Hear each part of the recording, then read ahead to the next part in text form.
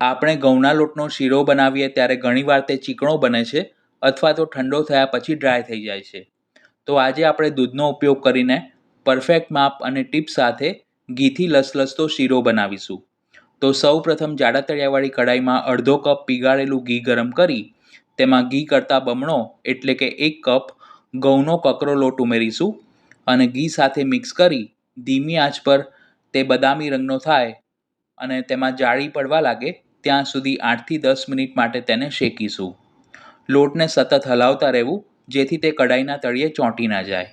આ રીતે લોટ બદામી રંગનો થાય પછી તેમાં લોટ કરતાં બમણું અથવા તો 2 કપ ગરમ કરેલું દૂધ થોડું થોડું કરીને ઉમેરતા જવું.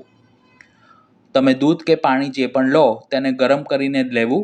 જો ઠંડુ કે રૂમ ટેમ્પરેચર પર હશે તો શીરો પ્રમાણમાં ચીકણો બનશે. હવે બધું જ દૂધ લોટમાં સરખું શોષાય ત્યાં સુધી તેને તાવેથા વડે હલાવતા રહીશું. આ રીતે લોટમાંથી ઘી છૂટું પડે પછી તેમાં પોણો કપ ખાંડ ઉમેરીશું અને ખાંડને લોટ સાથે મિક્સ કરી તે ઓગળે અને તેનું પાણી બળે અને શીરામાંથી ઘી છૂટું પડવા લાગે ત્યાં સુધી તેને કૂક કરીશું. ઘી છૂટું પડ્યા પછી જો તમે શીરાને વધુ સમય માટે ઓવરકૂક કરશો તો ઠંડો થયા પછી તે પ્રમાણમાં ડ્રાય થઈ જશે.